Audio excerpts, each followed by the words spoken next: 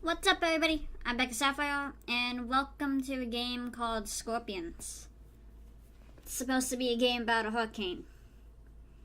It actually was a hurricane where I live, not necessarily when I was born, but my third birthday. And oh my god, it was such a cluster. To be honest. People were stealing from people. There was freaking guards outside of Walmart because people were beating the shit out of the Walmart employees to try to get food. It was like it was like something out of the fucking Walking Dead, to be honest. We even had this one lady break into, we lived in a trailer at the time, and we shared it with my entire family because the entire town just was gone.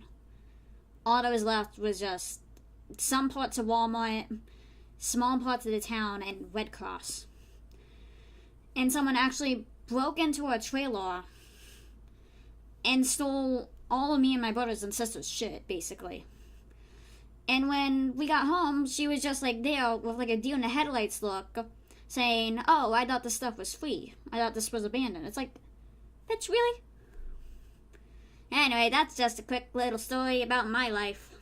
Happened on my birthday. Third birthday. God, it was shit. Okay. The sky's been black for 3 days. The rain's just as long, but seems forever. The noise is consistent. Sometimes I'm concerned of every level, every crack against a tin roof. It's a raindrop. Every drumbeat of thunder crackling the house, the duns of the trees above my room.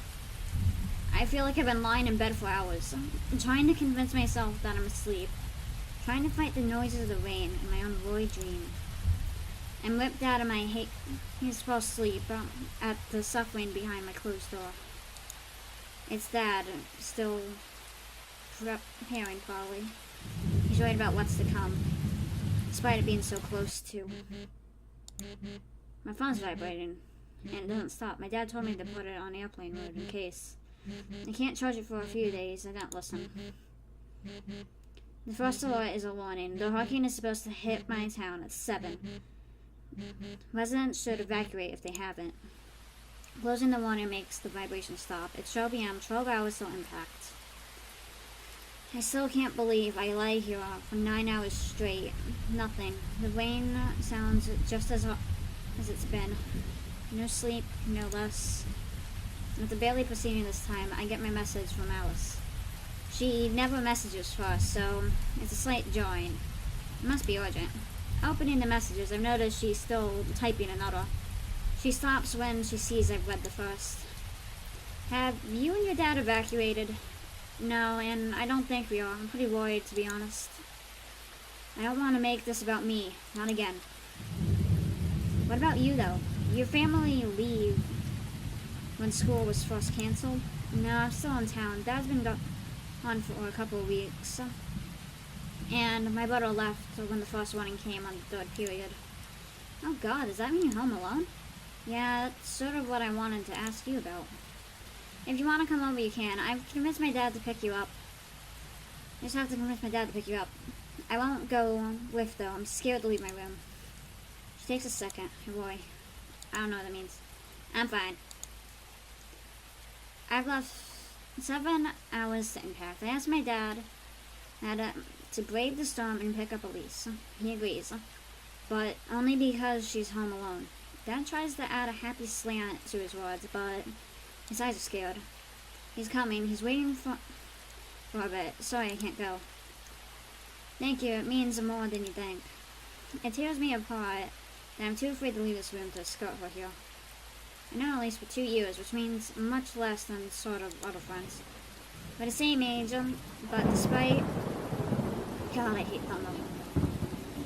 Despite that, Elise is just always feeling a little sister to me. It's much more than family, than natural family. I think she looks at me the same way, like family, but I'm always afraid I don't spend enough time with her. I'm afraid because I haven't had a chance to spend enough time with her. Always thinking I'll mess up, even though that should be impossible. I'm going to lie back down. Text me when Dad gets here, okay? Okay. I don't know how, but I'm incredibly tired yet terrified to death at the same time. My heart's pumping 40 miles a minute from the storm. If I'm leaving, at least alone for a moment, I close my eyes and the rain lulls me to sleep, with them tapping the trees against my wall. Belle, I'm here. I'm a mess. Hey, Elise, I glanced at my phone hoping Elise didn't notice. I slipped her a text. Yeah, I missed your text. I know you did, loser. Your dad said you were probably asleep. I guess he checked on me before leaving. I glanced at my phone again. It's around 3:30, 5 hours till impact. Yeah, I'm sorry. There's nothing to be sorry about. Anyway, your dad said there's still electrolyte to drag up Kira. I'm gonna help, but you can stay in your room if you want. I'm unbelievably scared to cross the threshold in my room. Something about my room seems safer than the house. I don't want Elise to leave it either. I don't want to leave Elise. Yeah, sure. Well, let's help my dad. Spend the rest of the hours moving a large electric things upstairs. Other noises drowned by rain. Dad tells us there's nothing more for us to do as he exits the house. We bring piano furniture. There's just a large umbrella about closing it, and the wind tries to take it away. Just gonna see there. He jumps and grabs it out of the air. The wind is angry, and he falls down. Elise and I are giggling to ourselves as he gets back up. We go back to my room where I feel safe and absolutely no reason. Barbara's staying back. You okay? I mean, I think so. Which is a really scary situation, though. Is there a reason you guys didn't escape? It wasn't my choice. I'm scared. Everything that branches hits my wall. As if to prove my point, it slams into my wall much harder and louder, and then it goes back to snapping. My dad keeps saying things like, it's the business trying to keep people on the buy gas and stuff, but he really thought that I don't think he's preparing. Yeah, he seems scared. Even for preparing, he's going to extra links for it, right? It's ridiculous. If he wanted to stay safe, we would have left right when we were told to. Hey, I wanted to ask, I think there is people who are leaving town still, so why don't you try to find someone who was? I don't know, I figured that I wasn't leaving. And you aren't that I wanted to be with you. Yeah, I can read correctly. Make sure you're okay. Elise hugs me, but it catches me off guard and we headbutt. I love you too, loser. Hey, remember when the announcement happened on Tuesday? Everyone is probably, every class is screaming in joy. Yeah, it's sort of messed up that a deadly hurricane is the cause of joy. Extremely messed up. Not to mention that everyone who was cheering is probably gone, wondering if they're going to come back. I highly doubt her room is really this clean. Or like us, and wondering if they'll all be a part of the rubble. Hell, at least I'm scared, but we're with each other, right? And that storm's calmed you. She smiles slightly, and I say we're with each other. My heart pounds, and I feel a family connect kicking in. Yeah, at least I'm with you. Storms usually do calm me down, but not when they're like to destroy half the town. Lisa's phone beeps from low charge. I check mine. I've been talking for a while. It's 3 p.m. and 4 hours till impact. Lisa moves to sit against the wall and use the charger. It's amazing slow power. And then the power goes out. She becomes visibly unsettled as the rain begins to get harder, forcing the branches and the trees to hit the wall, so it's hard to shake. We spend a bit in concerned silence while the rain takes her thoughts. The power flickers on and off, and then turns off without coming back on. Knew it! Why are you home alone again? Well, my dad is busy. He's a businessman, which, you know, but recently he had to fly a lot. So it's just been you and Ben here? Yeah. That's why I can't hang out as much. Even though I want to be with you, I need to make sure Ben doesn't do something dumb. He's your little brother, doesn't he? That doesn't mean he makes good choices, though. Dad only trusts him to look at me because he's got a license and I don't. And he just left without you? He left a note and it said, that came out of nowhere and that felt like shit. Mandatory evacuation notice. Has had to leave or I would have been put away again. I don't think he did it out of selfishness or anything. I think he was generally worried about himself. And I think he's worried about me, but no one is allowed back in after they leave. Elise looks intense with self-reflection or worry. I embrace her this time. We don't headbutt. She sniffs and my heart drops. I'm sorry, Elise. It's okay. You're better sobbing anyways. For a moment, I feel like she's comforting my reason of existence. Just for a moment, though. I glance at my phone again. 4 a.m. 3 hours left. I'm unreasonably tired. The rain both increases my tiredness and makes me anxious. Hey, Elise, I'm sort of tired and scared. Would it be okay if I nap again? She puts her hand through my hair. Of course, don't worry. Wake me up in an hour, okay? I don't want to leave you alone too much. And, alright, and you won't, okay? I nod to sink under the covers, and the harsh rain slams again. The tilt wheels, and the thunder sounds like armies stepping in unison. The tree branch sounds like a ram ready to breach the one last safe space on Earth. I lose the fight with the rain. The noise is taking over mine as I have no dreams, just a blank mind. I fall asleep.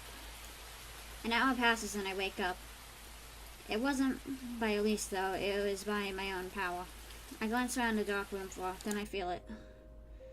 Elise's arm around my body, her breathing against the bottom of my neck. Her legs slightly over mine. Elise knowing me too well. I guess she did it to comfort me. I lie awake, not sure if I should wake up or let the moment go on forever. The swamp remain close together.